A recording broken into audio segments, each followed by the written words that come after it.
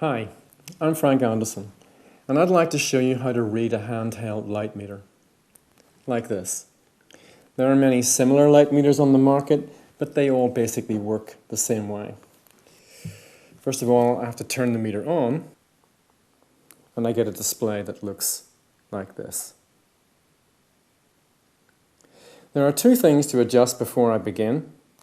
The first is the ISO setting, which you should set to the same as that of your film or that you're using with the digital camera. I'm going to assume the setting is 800, ISO 800. So first I hold down the ISO button, and then with this trigger I adjust the number until it says 800, like that.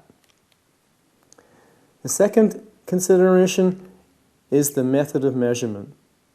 And for this demonstration, we're not going to use flash guns, we're going to use ambient light which is falling naturally on the subject.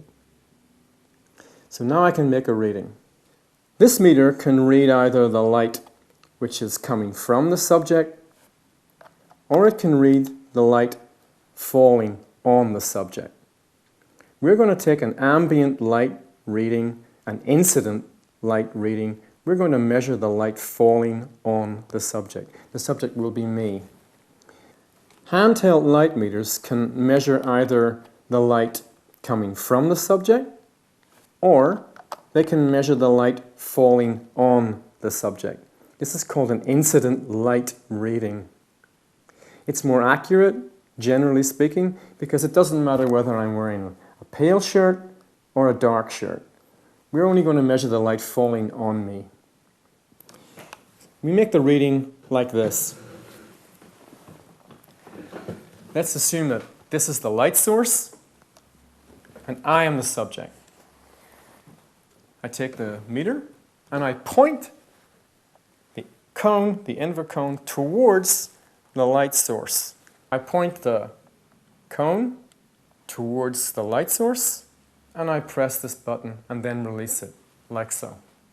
Press, release, and my light reading is here and it's locked. If I want to change the aperture setting or the shutter speed setting, I just use this toggle switch here to toggle backwards and forwards. So 1/90th at 2.8.5, 1/25th, 2.8, and so on.